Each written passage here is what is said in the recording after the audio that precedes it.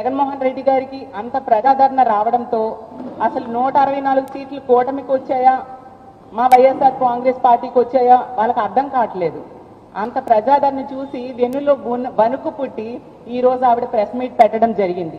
Press meet పెట్టడానికి, జగనన్నను తిట్టడానికి ఈవిడికి సమయం ఉంటుంది. కానీ ఇదే విశాఖపట్నంలో మొన్ననే తల్లి కూతుర్ల మీద ఒక ప్రేమోన్మాది దాడి చేస్తే తల్లి దారుణంగా రక్తం మడుగులో చనిపోయింది.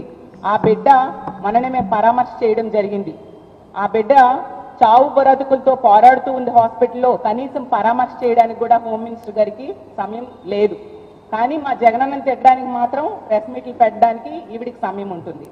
అలాగే తీసుకుంటే కంచరపాలెంలో ఒక మానసిక వికలాంగురాల మీద అత్యాచారం జరిగితే ఆమెను పరామర్శ చేయడానికి కానీ, ఆ కుటుంబానికి అండగా ఉండడానికి కానీ ఈవిడికి సమయం లేదు. కానీ జగనన్నను తిట్టడానికి మాత్రం ఈవిడికి సమయం ఉంటుంది.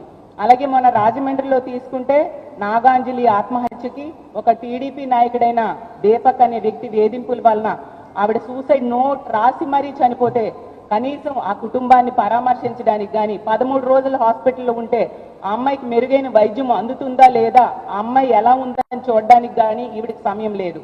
కానీ జగనన్నను తిట్టడానికి మాత్రం ఈవిడికి చెప్పలేనంత సమయం వచ్చేస్తూ ఉంటుంది. అలాగే ఈ రోజు ఈ రాష్ట్రంలో కూటమి ప్రభుత్వం అధికారం వచ్చాక రోజుకి 70 మంది మీద అత్యాచారాలు, అఘాయిత్యాలు